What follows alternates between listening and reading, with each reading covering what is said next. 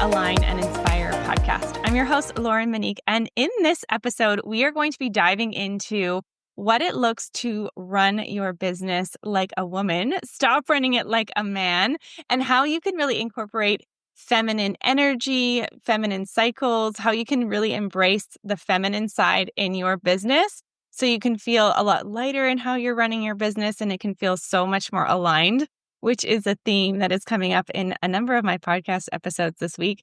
And I have the pleasure of bringing on Cristina Pop, who can share a little bit about her perspective and is really an expert in this realm. So welcome to the podcast, Cristina. Thank you, Lauren. Thank you so much for having me. Yeah, I'm so happy to be here. I'm thrilled to have you. So how about we get started? And if you could let us know a little bit about what it is that you do and who you help. So I help women stop running their business like a man. And I am working with women who are entrepreneurs, women who have their business. Some of them are solopreneurs, some of them have their own team. And I also work with women in corporate that are in very male dominated environments. And I help them, stop running their business or their career like a man.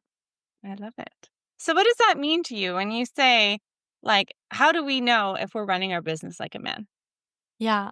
So no one goes, around saying, well, I want to run my, my business like a man. Like no one goes with that intention. But because we are swimming like fish in water in this world that, patriarchal world that has been lately created by men for men, because women have been taken out of the workplaces and some traditional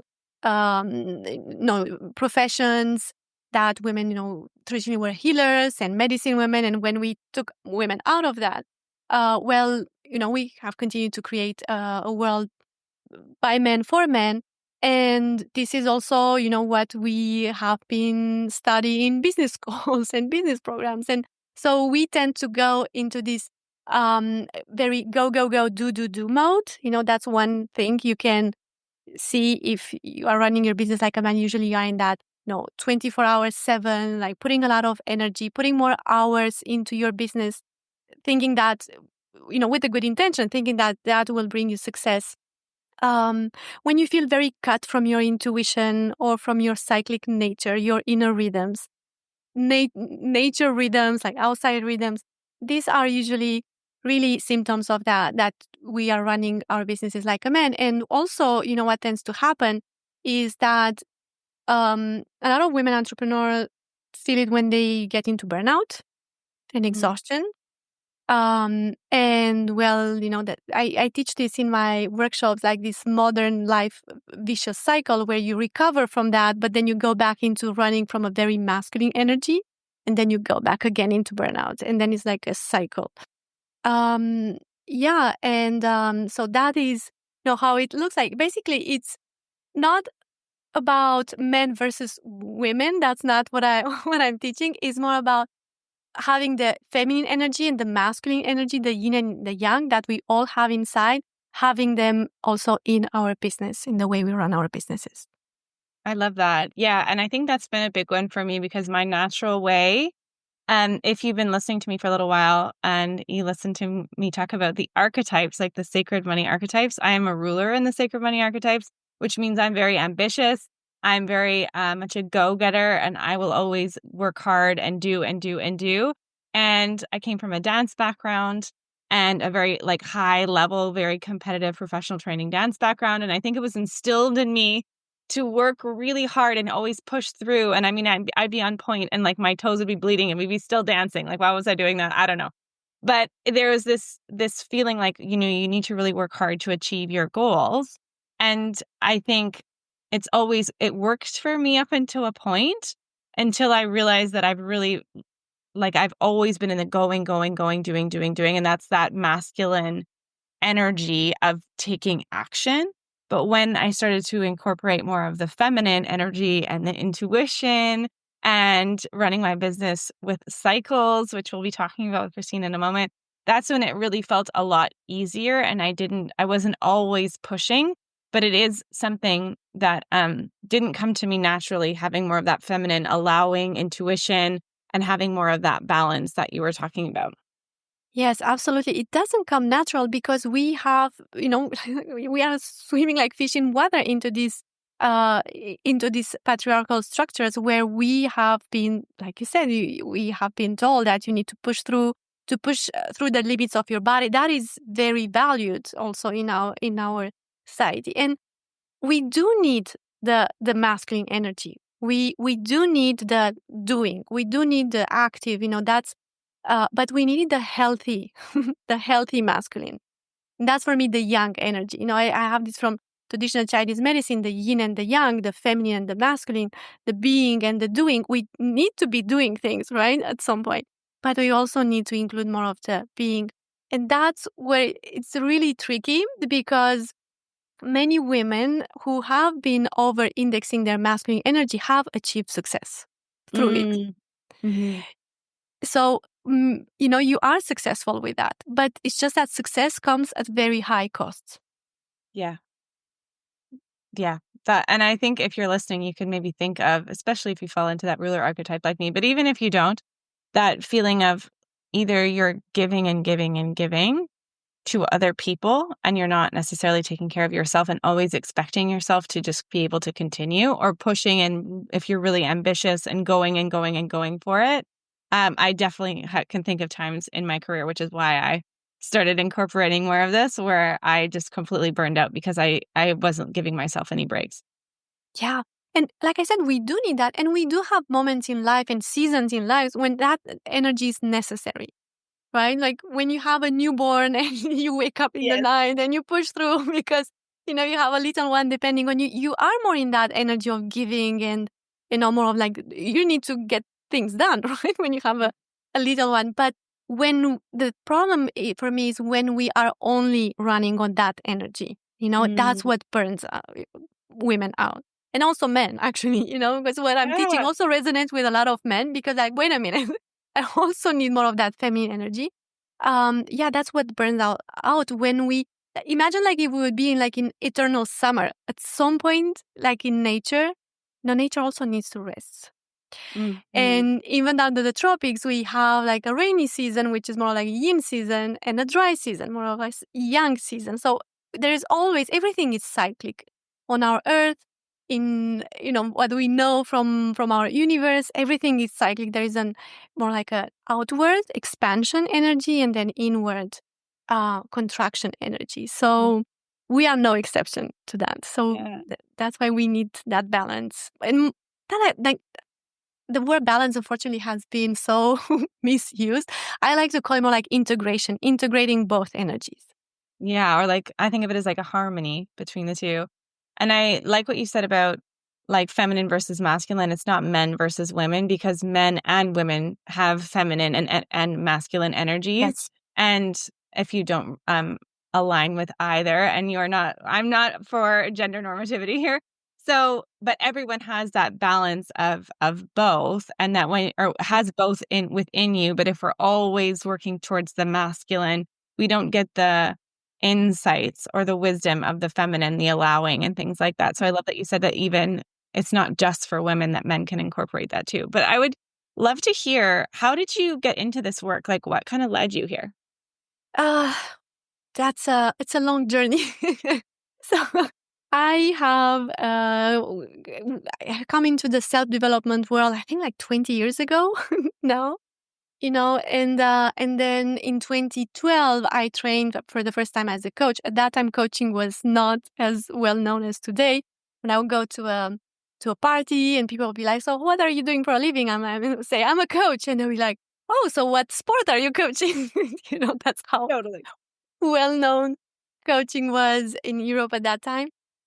There were coaches, but very few. And so, yeah, that's when I opened my first business. And I think to particularly to this stop running your business like a man, I came a couple of years ago when, I remember precisely it was a moment in my day. It was it was dark outside, it was cold, and I was with my kids putting them to bed. And at that, they were little, and at that time, like every strategy was good for them to not, to not go to bed.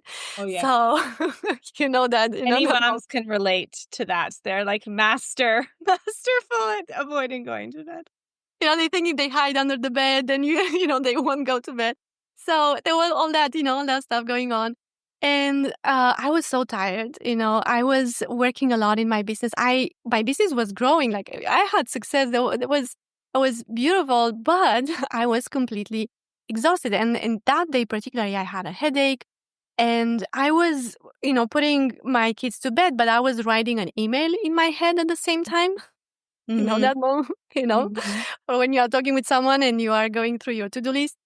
And at some point, one of my kids said, so tonight daddy is reading a book. And I was like, what? That got me out of that moment where I was completely in my head.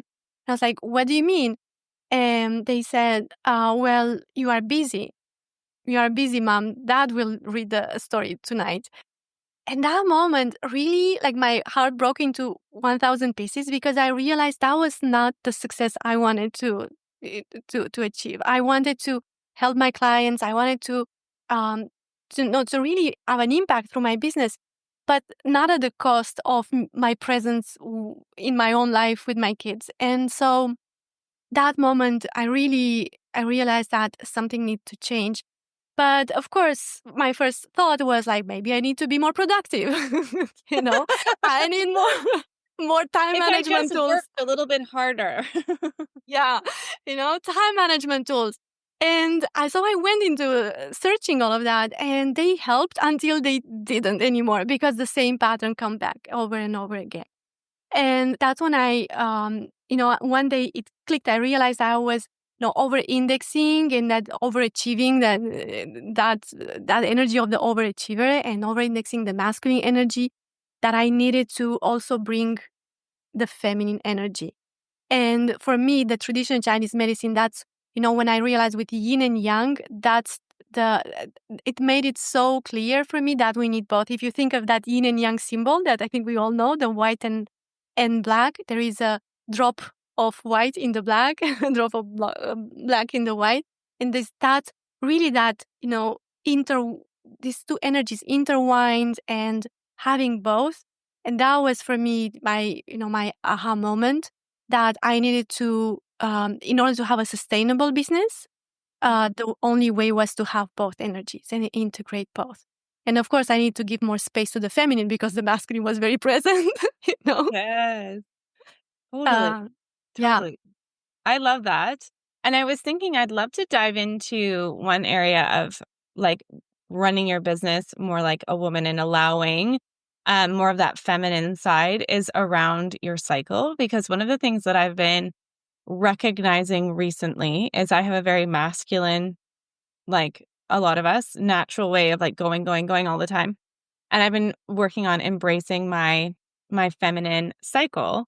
And so sometimes I know that I need to rest a lot more, and then I go to bed earlier, and I really embrace that side. And other times I go for it more, and I'll really like I and before I used to feel bad that I shouldn't be so productive, that I was like, that I wasn't being present or things like that. But now I'm like, no, this is the time for me right now when I can really go for it. I can be super productive. I can have all of this energy. I can create so much because later I will rest. And it's like not every day needs to look the same for me. But what I realized I was doing just recently is I've been learning about the cycles, the hormonal cycles of men as well. And I realized when I was in this high energy place, I was expecting my husband to be able to keep up with me, and that he should never, like, that he shouldn't rest either, that I was the only one doing things. And I was getting resentful that I was working so hard and he wasn't, and he needed to get off the couch.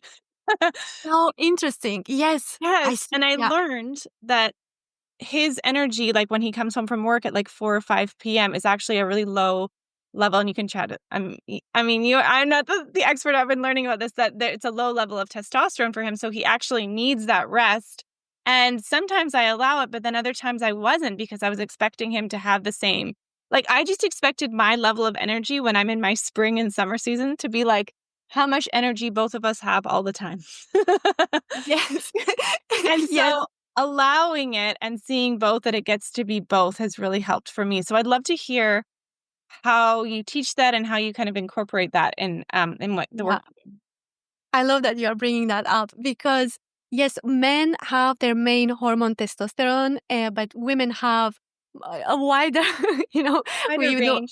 we have testosterone, but we also have estrogen and progesterone. And so, men have, it's not that men are linear. It looks linear because they have like 24 hours. So, yes, testosterone is rising in the morning. So there is more energy in the morning, and then the level of testosterone is going down in the afternoon and in the evening. So that's, when, and that's how, when you think how that's how school works, that's how, office hours work. We start in the morning and then, we rest in the evening.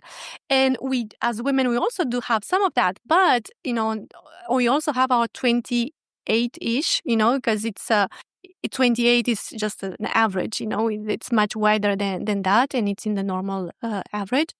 But we have these cycles of an estrogen and progesterone as like a dance, through different, different like inner seasons. And so here comes the misunderstanding, right? Because when you are in your ovulation phase and you are at the peak, of your energy, is but your husband is at the moment where his testosterone is down, and so he wants to rest, then yeah, that's when the misunderstanding can come up, because you have all that energy, but he also has a cycle, right? It's just not the same one, and he also needs to rest. He should be resting when I'm emptying the dishwasher, taking care of the kids, and putting their snacks on. And he's sitting in the Because you are like on fire. scrolling on his phone, avoiding coming in. You are, when you are I like to, when I teach the feminine creative cycle framework that I have created, because, at some point I wanted for women that have a hormonal cycle to be able to work with that. But I also work with women who don't have a hormonal cycle. So that's why I created the feminine creative cycle framework that works for all women. And because it has these 4 stages: rest, emerge, expand, and adjust. This like menstruation, then follicular phase, ovulation, and then the luteal phase. That's if you have a hormonal cycle. But if you don't have one, you still need to go through a phase of rest, a phase of where you emerge, like in spring. When then you have an expansion phase, like in summer, and then you have an adjustment phase where you let things go, like nature does in autumn, and then you go into hibernation and winter again, right? So it is that that cycle. And it's important to know that we need all these energies, you know and and that, I think I lost a little bit track of your of your No, question. that's what I was wondering. I wanted to hear how you explained it, because I think of it as like seasons, like a winter, a spring, a summer, a fall. But one of the things I've been diving into deeper is, being the ambitious person that I am, I always dreaded the adjust phase. Yeah, it has a So, like, bad I rap don't want also. to adjust. I just want to keep on going. But I'd have this moment of like, I'm starting to recognize that actually that fall phase is when I start to, like, all the challenges that I've been kind of avoiding will come Yeah. up in that phase, and I'll kind of readjust, let go of things. Where do I need to, like, it's kind of like a course correction.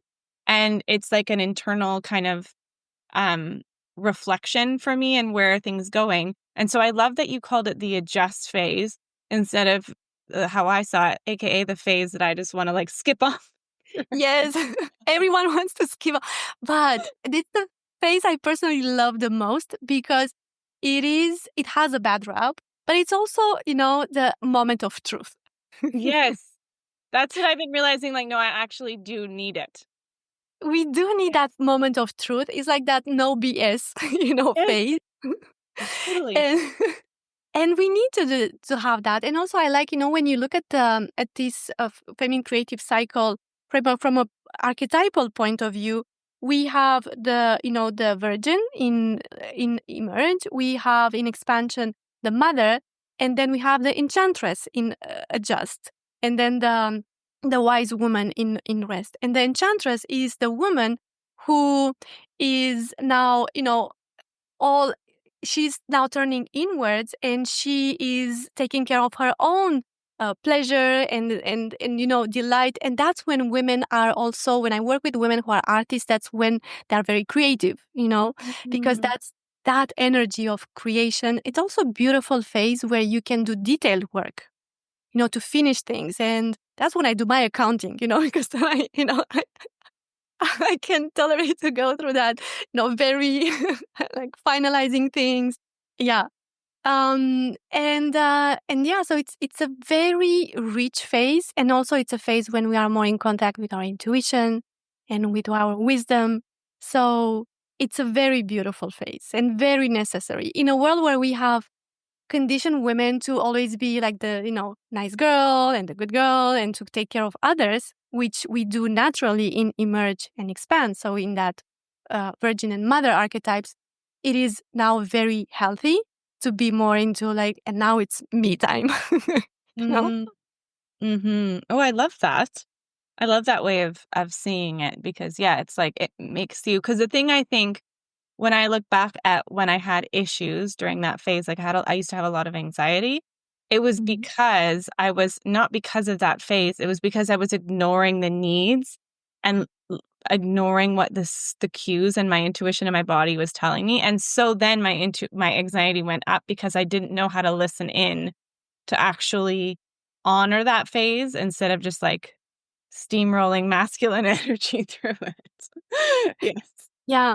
And isn't that beautiful how our body actually tells us what we need? That Yeah. anxiety was your body language to tell, hey, look, there is something here we need to look into closer. Totally.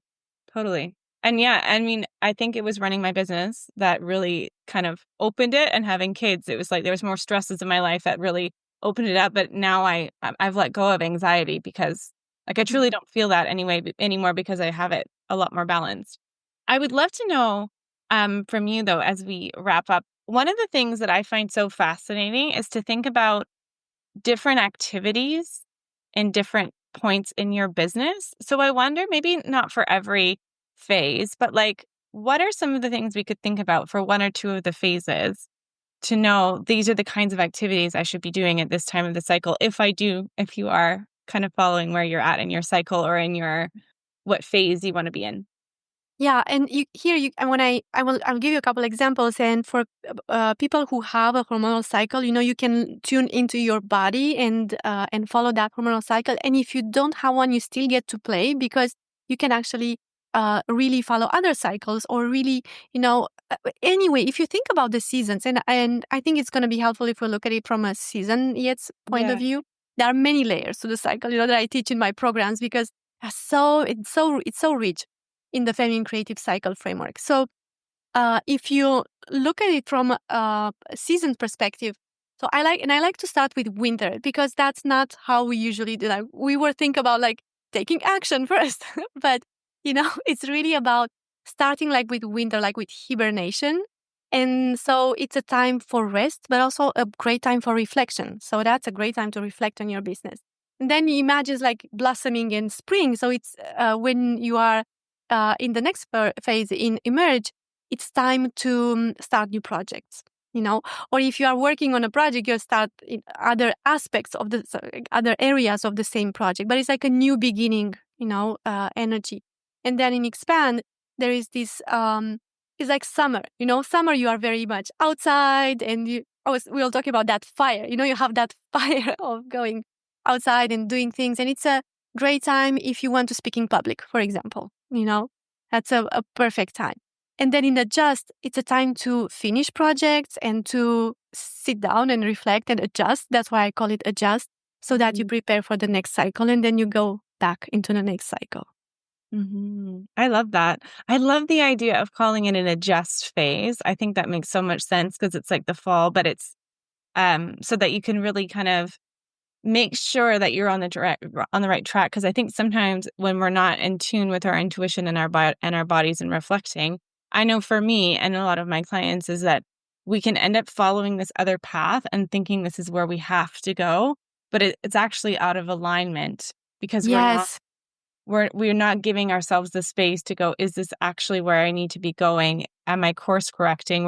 And then you can really, like, say you're flying somewhere, even if you're just a few degrees off, you can end up somewhere completely different. So it always is allowing you to course correct to keeping that alignment in your business. I love that. That's why I love Adjust Phase so much. Like they all have, I think they're all beautiful. They are all like, they have the right. It's a cycle of creation. So each phase has the right ingredients for everything that you want to accomplish. It's really, that's why I call it the feminine creative cycle. It's a cycle of creation. So we already have everything we need. But what I have seen in my work, Lauren, is that because we think that it's in our bodies or it's in nature, it's easy to just collect some data and then with an app and then just follow that. But in my experience, it really takes time and adjustment, and that's why I have programs that are on several months, because it really is about unlearning what we have learned and relearning a new way, and that takes time and it takes support, and that's why just by gathering data with an app, it's just not enough, because it's not just about the knowing, it's about really living it from inside and giving ourselves permission to do it differently. And just because you know that you're in a phase doesn't necessarily mean you know how to embrace that phase well and make it like really aligned for you. Because I mean, I always knew I was in that phase and I didn't know how to acknowledge it. So you were actually going to share something with the folks listening that can probably be a really great step Yeah. towards that. Do you want to share a little bit about what that looks like? Yeah, I have created this feminine creative cycle daily checklist to have something that we can use every day to start understanding our cycles. And if you use an app and you have data from there, that's wonderful. But I also, with this checklist, what I want is for us to go into our bodies, and it's really fun and fun and easy. I made it like really fun to follow, so that we can connect to the wisdom of our bodies and go inwards to find the data there. you I know love that. and so yeah, I'm gonna share that with your audience. Fantastic. Yeah. So we will link that up in the show notes. So if you're listening, you can download that and check it out from Cristina. Cristina, thank you so much for coming on. Is there anything that we haven't maybe touched on that you feel like called to share to call this episode complete? Oh, there are so many things I like to talk about when it comes to stop running your business like a man. That's why I have a podcast. So Stop Running Your Business Like a Man, that you can find on all platforms. So if you want to go deeper in all these topics, that's the place where I share every week on how to stop running your business like a man. Fantastic. Well, we will link that up in the show notes. And if anyone wants to connect with you, Cristina, what's the best place to find you? We'll have your resource and your podcast linked below. But if anyone wants to reach out, because I think it's always so fantastic when you listen to a podcast to actually hear from a listener. Because sometimes you can feel like you're just, stuck in your office and you don't necessarily see the feedback, which is why, I mean, a lot of us become coaches. I love to see my clients Mhm. actually seeing how I'm impacting them. So if you want to connect with Cristina and send her a DM, where can the listeners connect with you, Cristina? So they can find me on Instagram. I'm at Christina with a C without an H .thrive. And also on LinkedIn. I'm very much on LinkedIn too. I love LinkedIn. So I'll give you the links. I think that would be easier. So Cristina Pop, and I think it has also Thrive inside on LinkedIn. But yeah, Instagram and LinkedIn are the places where I am. So come and say hi, send me a message.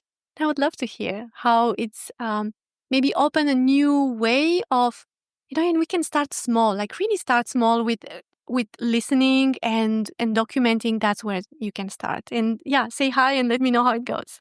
I love it. Well, thank you so much for coming on the podcast episode this week, Cristina. It was great to have you. And if you're listening, I will see you on next week's episode of the Align and Inspire podcast.